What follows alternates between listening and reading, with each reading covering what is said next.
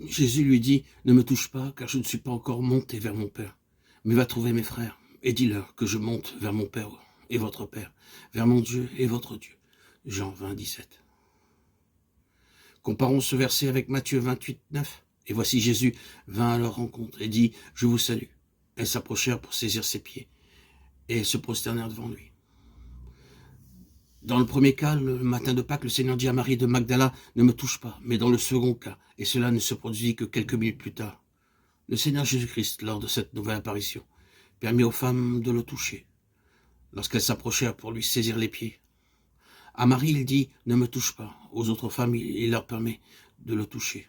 Ces deux faits se produisirent le même matin de Pâques. Pourquoi le Seigneur dit-il à Marie, ne me touche pas?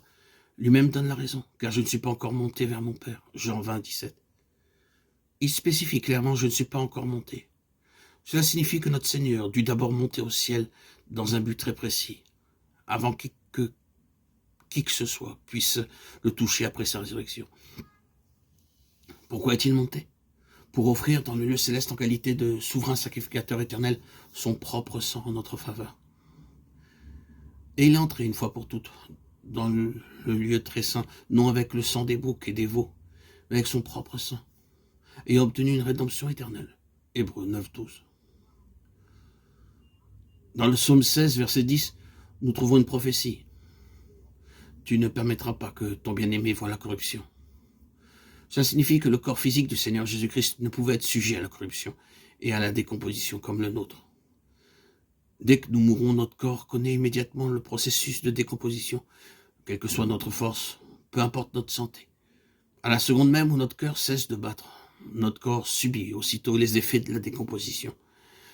C'est quelque chose d'inéluctable. Mais selon cette prophétie, le corps du Seigneur Jésus-Christ n'a pas connu la corruption, car il avait un corps parfaitement saint. Il n'a jamais péché. Il n'a jamais connu le péché. Il est l'unique personne dans tout l'univers qui a été parfaitement sainte. Il est né par le Saint-Esprit. Il est parfaitement saint. C'est pourquoi son corps n'a jamais connu la corruption.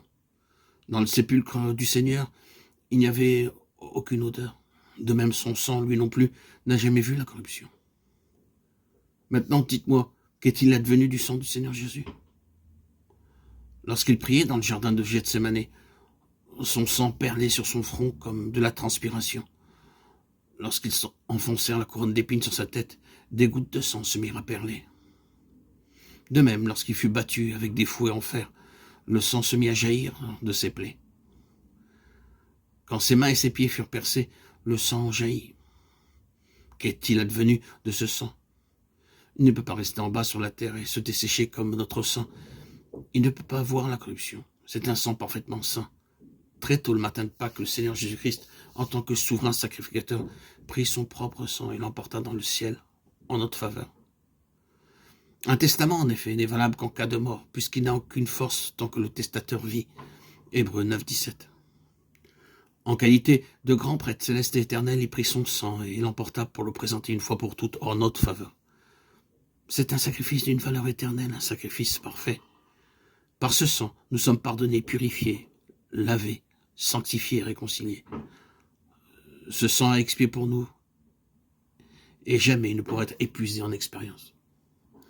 Combien plus le sang de Christ qui, par un esprit éternel, s'est offert lui-même sans tache à Dieu, purifiera-t-il votre conscience des œuvres mortes afin que vous serviez le Dieu vivant. Hébreux 9, 14.